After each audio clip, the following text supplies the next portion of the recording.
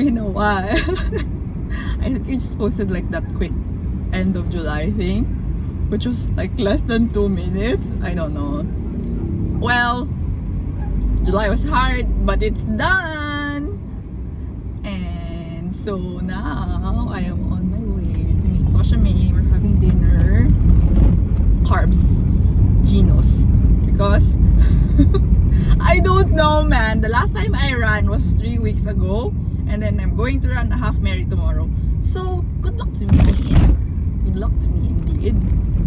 And, well, hindi ko naman siya first half marathon. But, medyo awful kasi yung first half marathon experience ko. Because I got my period 2 hours before gun start that first time. And then today, so tomorrow yung run, diba? I got my period 12 hours before the gun start. May na-offend ba akong running god? Or something? Like, what is it? What is it?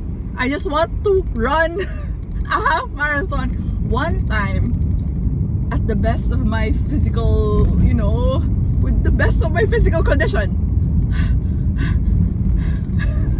Yun na yung run. My video is probably very shaky because the road is shaky. Anyway, I just wanted to get that out there. So good luck to me. But also, okay lang naman. I can just walk it if I'm that tired. But still, sayang. I hate it here.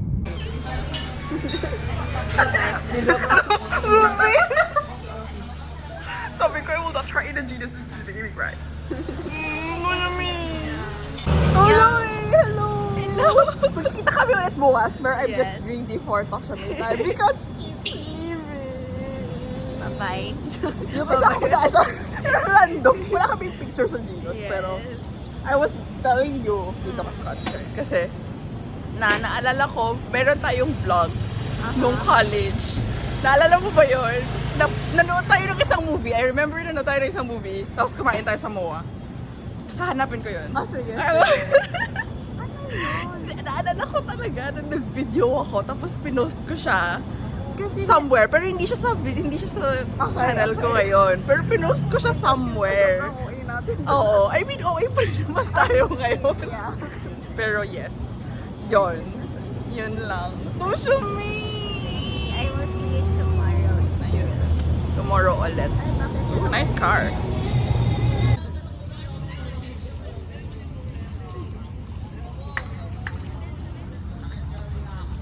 Kilometers.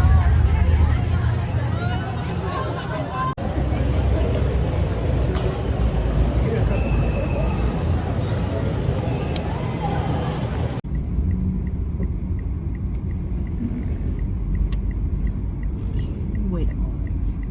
I need to focus. Good morning! Happy Sunday! So your girl just ran her second half marathon and gosh, hay nako. I mean, natapos ko naman siya, but guess sino naman yung late ulit? I started the run 45 minutes after gun start. So mga 4:40, well, exactly 4:44 na yung start ko. I saw sa running app ko. So, well, the cutoff naman is, well, good thing that there's 3 waves for the 21K. So until 4:20 yung start. So yung official end of the cutoff was 4 hours after. So 8:20. So my time was 3:22. So that was a little over 8. So I'm like, oh no, hindi na pa ako makakakuha ng medal. But anyway, yeah. So super like cut off na talaga. Ayun. 9:36 yung pace. I mean, I expected it to be slow. Kasi nga, girl, the 3 weeks na since hindi siya nag-run. Tapos, Aunt Flo really did say, stop running so fast. After nung 10K, like, na-feel ko na yung everything. So, okay, I'm not gonna push myself. Tapos, ayun. So, 9:36, 3:22.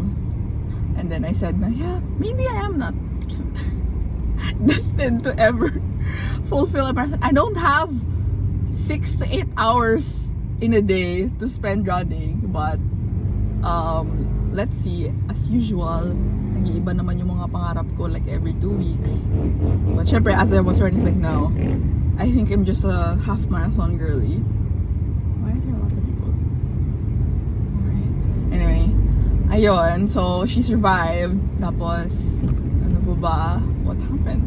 Ayun, like, scary din kasi yung syempre, in every run naman anyway, there's like people who get injured. So, as I was already in the like 19 km mark, gano'n. And then like I see yung mga 42k runners like sitting down sa side na of the road. Because they were like so tired. Tapos may mga naglilimp na. And syempre yung mga medics. Parang ako, given my luck in terms of running and everything, parang hindi malayo sa mangyari na ako yung maging one of those people. So that's part of my fears na. But anyway, yeah, it was a good run. And realize ko, well, I know it's a bother for organizers kasi late nga ako nag-run, but you know, in between naman siya ng 10k start and the 21k start, so I didn't really like mess with anything. Pero I realized that the last time I ran kasi there sa Intramuros was also my first 21k, and it started quite early, so it was dark. So I didn't really get to appreciate running through Intramuros and that general area. But since I started a little bit later, everything was quite pretty when I was running. Like the National Museum was lit pretty well by the sun, the romantic in me. And ano ba? I mean, that area was like really nice. Intramuros, like as the sun was rising. So yun yung time na nag-run ako doon. So maybe this is just me trying to make myself feel better for being late. But anyway, that's done. So I'm on my way to pick up Tasha May because we're going to watch Freakier Friday. Ayun. Just greedy for Tasha May time because, as I mentioned yesterday, she's leaving us. Ayun lang. I don't know, I really want to eat. I mean, kumain naman ako after, like, because I have to, but I'm still hungry. And, yeah, solid run. I hope next time, small goals, a sub 3. Baka yun na yung goal ko na lang muna, the sub 3. And that hindi sana ako magka-period dun, di ba? I know. Something I can't control. Okay, bye! Show me! We're gonna watch Freakier Friday. Okay, excited. Gusto ko lang mag-video. Sobrang ano na. We'll document as much as I can.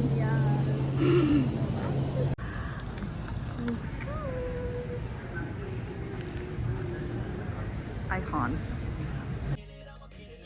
Feeling namin kami lang manonood dito today. I-reserve po namin dito. You're special daw, Tasha May. Emotions. I wasn't expecting emotions. Hala, naniniyaran niya talaga siya. Hoy, wala ko. Buti na lang ang ingay namin. Straight up, boy. As in, okay, this movie, I thought it was just gonna be like a series. I like, wala akong expecting. It's just gonna be like a cash grab sequel. No. Yung last scene Talaga, like siguro last 20 or basta 15 minutes. minutes. Natatawa ako na naiiyak at the same time. Wow! Sobrang, okay. So, like guys, Watch it. especially, I don't know kung like baka kasi attached tayo to it kay Lindsay in a certain way and the part jumping, pero yeah, Grabe, ang daming it was made for us, I think. parang may catharsis akong na-feel in some way, I don't know why.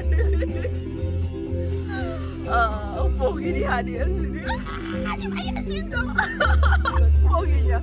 Good cast. Oo. Ayun, yung theories ko Ah. was yun nga, yung, yung first is syempre, it's still gonna be Hearts. them, tapos, and magsistay nga sila for, akala ko, si Lindsay, parang gusto niya talaga maging music person, so they have yun to yung stay, change yung heart. parang, they have to stay in LA for it to happen, pero, ay, spoiler. Ay, yung nga pala. Spoiler, sorry, spoiler coming, like, kung ano, skip niyo yung